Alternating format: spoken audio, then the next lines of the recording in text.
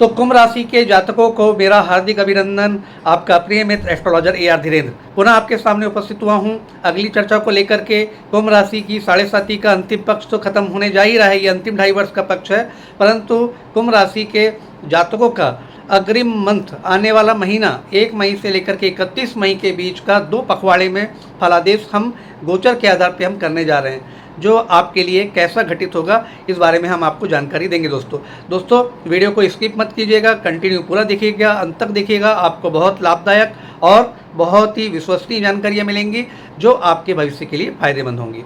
दोस्तों तो हम आपके गोचर की बात कर लें। आपके गोचर में वर्तमान में आपकी कुंभ लग्नी कुंडली है अथवा कुंभ राशि है, तो कुंभ लग्न से कुंभ राशि से द्वितीय भाव में मीन राशि, जहाँ पे अभी भी शनि, शुक्र, राहु, बुध का गोचर चल रहा है दोस्तों, ठीक है। तृतीय भाव में मेष राशि है, उच्च की राशि है, जहाँ पे सूर्य का अपनी उच्च राशि मेष में गोचर चल रहा है।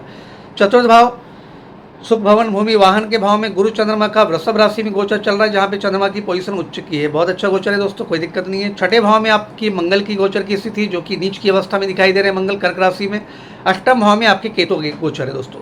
तो दोस्तों ये पहला पखवाड़ा है जो हम 1 मई से 14 मई के बीच की चर्चा करने जा रहे हैं आपके बीच में। दोस्तों ये फल कैसा रहेगा 1 मई से 14 मई के बीच कुंभ राशि के कुंभ लग्न के जातकों के लिए फल कैसा रहेगा।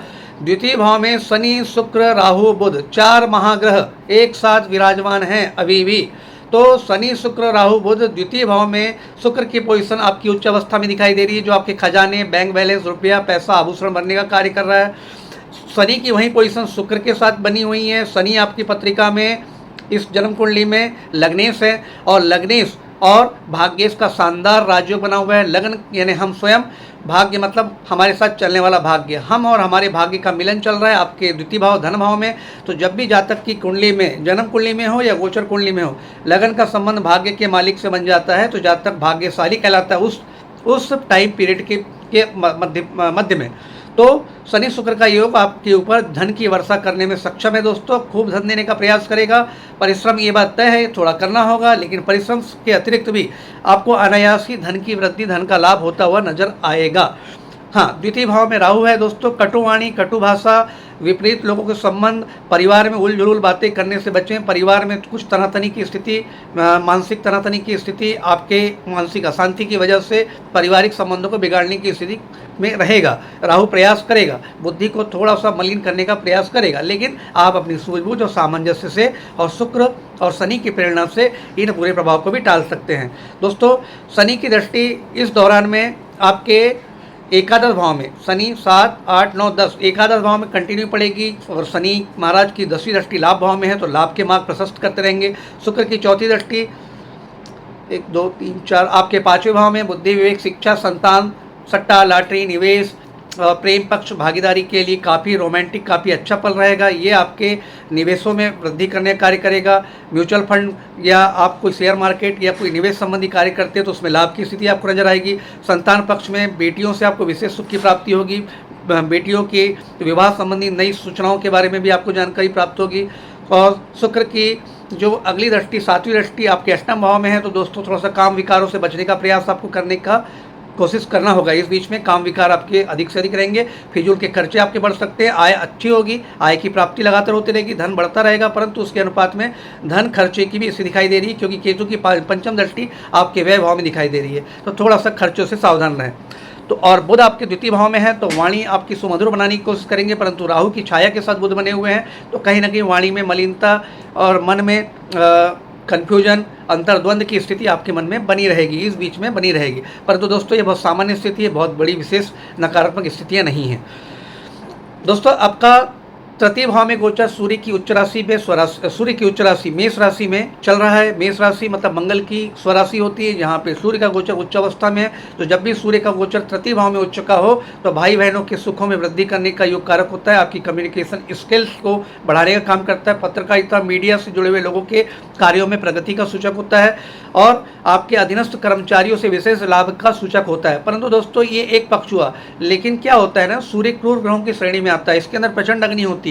तो जब भी ये जिस भाव में गोचर करते हैं, जिस भाव में वो बैठते हैं, अपनी अग्नि से उस भाव को दूषित भी करते हैं। हालांकि उच्च अवस्था में है तो लाभ तो आपको मिलेंगे, जो मैंने आपको बताया चारों पक्ष से, है ना, छोटे भाई बहनों से, पत्रकारिता से, मीडिया से, कम्युनिकेशन से, विदेश यात्राओं से और अधीनस्थ कर्मचारियों से या अधीनस्थ वर्कर्स से, ये सब आपको मिलेंगे लाभ। लेकिन कहीं ना कहीं इनके बीच में मानसिक अशांति और कड़वाहट पैदा करने का भी कार्य करेंगे, क्योंकि जहाँ सूर्य होते हैं उनकी प्रचंड अग्नि और ऊर्जा के कारण कहीं ना कहीं तनाव भरी स्थिति भी इन्हीं रिश्तों के बीच में दिखाई देती है।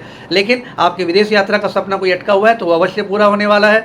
आपको मीडिया और पत्रकारिता जगत में कार्य करने वाले लोग के पद प्रमोशन के योग बने हुए हैं, उनकी उन्नति का रास्ता दिखाई दे रहा है। ये बहुत अच्छी स्थिति है। छोटे भाई बहनों के थोड़े स्वास्थ्य का ध्यान रखें, लेकिन छोटे भाई बहनों की भी प्रगति का ये माहमयी दिखाई दिया जा रहा है, क्योंकि पिछले कुछ समय से जो आपके छोटे भाई बहनों के विकास दर में जो कमी दिखाई दे रही थी या वो उनके कार्यक्षेत्र में कोई बाधाएं या प्रगति में कोई रुकावटें दिखाई दे रही थी, तो इसी पीरियड में ये रुकावटें भी समाप्त होने जा रही है। सूर्य का गोचर आपके लिए बहुत लाभदायक होगा। परंतु दोस्तों याद रखें कि तीर्थ यात्राओं करने से फिर भी आपको बचने की कोशिश करना है। हाँ, यदि आप कोई ऐसे फैमिली टूर के लिए आप कहीं बाहर जाना चाहते हैं, देश विदेश की यात्राएं करना चाहते हैं, उसके लिए बहुत अच्छा है। परंतु सूर्य की नीच दृष्टि आपके भाग्य भाव में है, तो तीर्थ यात्रा, धार्मिक यात्राओं से आपको इस बीच में बचने का प्रयास करना है। ठीक है दोस्तों अगला है आपका गोचर आपके चतुर्थ भाव में गुरु और चंद्रमा का। तो 1 मई से लेकर के 14 मई के मध्य में हम देखें तो गुरु आपके चतुर्थ भाव में चंद्रमा के साथ विराजमान प्रतीत होते दिखाई दे रहे हैं, जिसमें चंद्रमा की उच्च राशि है, क्योंकि वृषभ राशि में चंद्रमा उच्च के हैं। तो ये बहुत शानदार स्थिति दोस्तों। मानसिक सुख शांति का बहुत अच्छा योग होता है, धन वृद्धि का योग होता है, सुख संपत्ति में वृद्धि का योग होता है। माता के स्वास्थ्य में अगर कोई खराबी चल रही थी या कोई रोग चल रहा था तो उस पर सुधार की स्थिति दिखाई देती है। और यश, कीर्ति, वैभव, मानसिक प्रतिष्ठा, समाज में प्रतिष्ठा भी बढ़ती हुई नजर आ रही है। वाहन संबंधी कोई निर्णय आप लेना चाहते थे तो इस बीच में आप वाहन खरीदी भी कर सकते हैं, क्योंकि दैत्य गुरु शुक्राचार्य की राशि में गुरु महाराज बैठे हुए हैं, पदस्थ हैं। तो कहीं ना कहीं वाहन संबंधी निर्णय भी आपके जीवन में दे सकते हैं कि आपको या तो पुराना वाहन बेच करके नया वाहन खरीदें, या आपके पास पहले से कोई वाहन नहीं था तो आप नया वाहन खरीदने के लिए मार्ग प्रशस्त करें। तो गुरु आपके यहाँ संपत्ति में वृद्धि का कारक बन करके आए हुए हैं। तो कोई भी संपत्ति हो, वाहन, भवन, भूमि, जमीन, जायदाद, संपत्ति, इसमें वृद्धि का कार्य यहाँ पे गुरु महाराज करेंगे। गुरु की सप्तम दृष्टि यहाँ से आपके 10वें भाव में जा रही है, तो कार्य क्षेत्र में भी प्रगति का विषय दिखाई देता है, क्योंकि वृश्चिक राशि गुरु की शिष्य राशि है। और शिष्य राशि में जब गुरु की दृष्टि जाती है तो अपने शिष्य के घर को भरपूर करते हैं। तो इससे क्या लाभ होगा? कार्य क्षेत्र में प्रगति का विषय होगा। उच्चस्थ अधिकारियों से आपके संबंध अच्छे बनेंगे। व्यापारिक भाई बंधुओं के व्यापारिक संबंध सुधरेंगे। व्यापार में प्रगति के रास्ते मिलेंगे। नई नई योजनाएं, नई नई स्कीमें आपके सामने जीवन में प्रशस्त होते चले जाएंगे, जो आपके व्यापार को बढ़ाने के लिए कारगर रहेगी। किसी का रुका हुआ प्रमोशन था तो प्रमोशन का भी कार्य बनेगा। और आय में वृद्धि का विषय भी गुरु कहीं ना कहीं इस कार्य क्षेत्र के माध्यम से कर रहे हैं। अगला है दोस्तों आपका छठे भाव में मंगल का गोचर, जो नीच राशि की अवस्था में। दोस्तों बहुत अच्छी बात है, कोई दिक्कत नहीं है। वैसे भी 6, 8, 12 में कोई भी ग्रह नीच का फल नहीं देते, क्योंकि इनकी नीचता वैसे निरस्त हो जाती है। लेकिन प्रथम पखवाड़े में यदि हम देखें तो मंगल का जो छठे भाव में जो गोचर है, ये आपके शत्रुओं का नाश करने वाला होगा, आपके रोगों का नाश करने वाला होगा, आपकी विपत्तियों का नाश करने वाला होगा। किसी प्रकार के मुकदमे या किसी प्रकार की षड्यंत्रकारी स्थितियों में, कोर्ट कचहरी में या कहीं उलझे हुए हों तो वो स्थितियाँ आपकी सुधरेंगी। ननिहाल पक्ष में कोई विशेष प्रकार का कष्ट या किसी प्रकार की आर्थिक, मानसिक और शारीरिक किसी प्रकार की समस्याएं चल रही थी तो उस समस्याओं से आपके नाना नानी वाले परिवार के पक्ष भी उभर जाएंगे।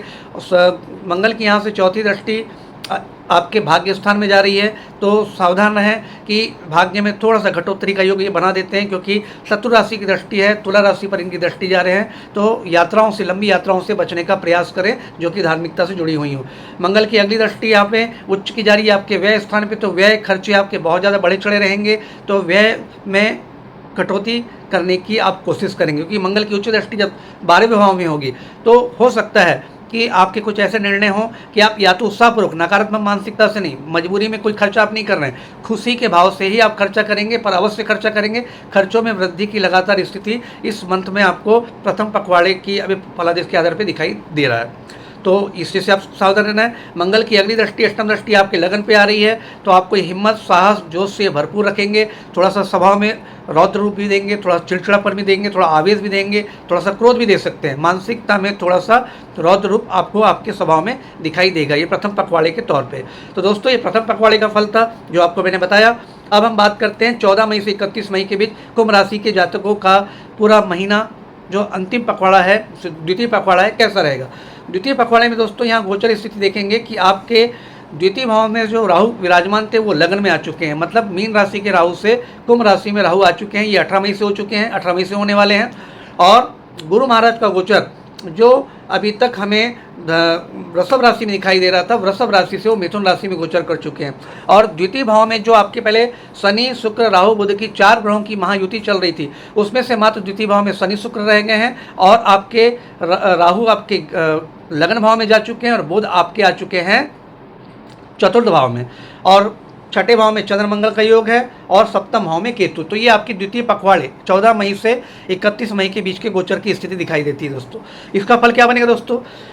ये महागोचरी परिवर्तन हुआ है दोस्तों, क्योंकि 18 महीने बाद राहु और केतु ने एक साथ राशि परिवर्तन किया है, क्योंकि 18 महीने की दोनों की चाल होती है। राहु सतत रूप से आपके मीन राशि में और केतु आपकी कन्या राशि में गोचर कर रहे थे, जो कि 18 मई के बाद हम देखेंगे कि राहु का गोचर आपके लग्न में है और सप्तम में आपका गोचर केतु का है, मतलब सिंह राशि केतु हो गए और कुंभ राशि के आपके राहु हो गए। तो लग्न में जब भी राहु केतु आते हैं दोस्तों, आपको डाइजेशन खाने पीने में विशेष सावधानी बरतनी। क्यों?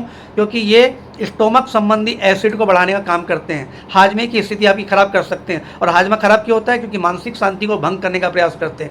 थोड़ा सा राहु और केतु के प्रभाव से आपको अपच, गैस, एसिडिटी, बदहजमी की शिकायत हो सकती है। मानसिक तनाव अकस्मात आपको बढ़ता हुआ दिखाई देगा, परंतु इसका बिल्कुल ये संदर्भ नहीं है कि आपके धन लाभ में कोई कमी हो, बल्कि लग्न के राहु आपको धन वर्षा भी करा देते हैं, धन देने का कार्य करते हैं, धन में विशेष प्रगति लगातार देने का कार्य करते रहते हैं। हाँ, सप्तम भाव में केतु गोचर है, तो जीवन साथी के स्वास्थ्य का भी विशेष ध्यान रखना है। छोट-मोट रोग लगने की संभावना दिखाई देती है अगले 18 महीने के गोचर के दौरान, तो अपनी जीवन संगिनी के स्वास्थ्य का भी विशेष आपको इस बीच में ध्यान रखना है। द्वितीय भाव में अब शनि शुक्र का गोचर एज इट इज चल रहा है, धन की वर्षा लगातार करते रहेंगे, धन संबंधी योग बना हुआ है। लग्नेश और भाग्येश का संबंध है, जो कि आपके धन भाव में, एक तो लगन का स्वामी, लगन यानी हम स्वयं, भाग्य मतलब हमारा पिछले जन्म के कर्मों का जो फल इस जन्म में जुड़ के आया है, वो भाग्य भाव, लगन और भाग्य, लगन और नवम आपके द्वितीय भाव धन भाव में गोचर कर रहे हैं। तो इससे बड़ा भाग्य संयोग धन के मामले में कुछ हो ही नहीं सकता। जो राहु और बुध, जो राहु वहाँ पे कुछ बिगाड़ कर रहे थे, वो भी राहु ने स्थान चेंज कर लिया, तो धन में और वृद्धि का योग दिखाई दे रहा है यहाँ पे, बहुत अच्छी बात है। अब आपके चौथे भाव में सूर्य बुध का गोचर है दोस्तों। पहले सूर्य आपकी मिथुन राशि में, मेष राशि में उच्च के थे, और 14 मई के बाद यानी 15 मई से आपके सूर्य वृषभ राशि में हो जाएंगे, जो कि आपके सुख भाव में, और वहाँ पे बुध के साथ सूर्य बुध का बुधादित्य राजयोग बनाएंगे। शानदार मानसिक स्थिति, मन एकदम प्रफुल्लित रहेगा, लोकप्रियता मिलेगी, ख्याति मिलेगी, यश कीर्ति वृद्धि का योग है। और आपकी बौद्धिक क्षमताओं से इस बीच इन्हें इस समय के बीच जो लिए गए निर्णय हैं वो एकदम सटीक साबित होंगे, कार्य क्षेत्र में वृद्धि करेंगे और सुखों में और वाहन में, संपत्ति में वृद्धि का भी योग दिखाई देता है। और विशेष तौर से मानसिक रूप से आप बहुत ज़्यादा प्रसन्न, हृदयचित आप दिखाई देंगे। पंचम भाव में गुरु की स्थिति है। जिन बच्चों का एजुकेशन रुका हुआ था, जिन बच्चों के अच्छे मार्क्स नहीं आ रहे थे, उनके लिए ये वर्ष में जो गुरु का गोचर आपके मिथुन राशि पे है, आपके पंचम भाव में, तो शिक्षा संबंधी रुकावटें दूर होगी, शिक्षा संबंधी सारे उद्देश्य पूरे होंगे।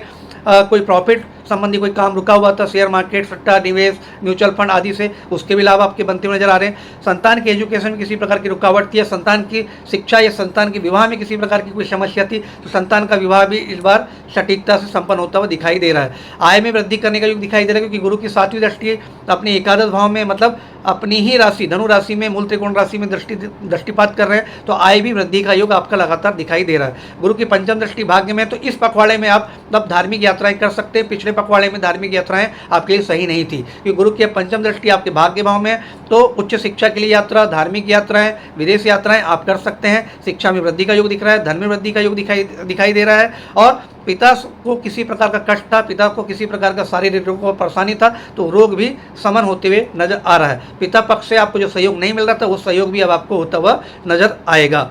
गुरु की नवम दृष्टि आपकी पड़ रही है आपके लगन पे, तो जो राहु लगन में उत्पात मचाने का प्रयास करेंगे, 7, 8, 9 जो लगन में राहु बैठ करके आपको मानसिक अशांति, व्यग्रता, बेचैनी, चिड़चिड़ापन, झुंझलाहट, कुछ भी उलझुल डिसीजन लेने के लिए मजबूर कर रहे थे, वो उस उत्पात से अब गुरु का ये जो गोचर है, जो पंचम भाव में है, जो नवम दृष्टि से राहु को लग्न पे देख रहे हैं, आपकी लग्न को देख रहे हैं, ये आपको बचाने का प्रयास करेंगे। एक तरफ राहु बिगाड़ने का प्रयास कर रहे हैं आपके व्यक्तित्व को, आपकी छवि को, आपके मान सम्मान को और आपके स्वभाव को, आपकी बेचैनी के माध्यम से, तो वहीं उसी राहु को गुरु अपनी नवम दृष्टि से शांत करने का प्रयास कर रहे हैं। तो कुल मिला के ये राहु का डिस्टर्बेंस भी मात्र 30-40% रह पाएगा दोस्तों। 60-70% दोस्तों गुरु अपनी दृष्टि से ही उसके नकारात्मक दोष को भस्म कर देंगे। तो कुल मिलाकर के आपके मान सम्मान, पद प्रतिष्ठा, यश कीर्ति, धन लाभ और प्रगति के लिए ये दूसरा पखवाड़ा भी बहुत अच्छा होने जा रहा है दोस्तों।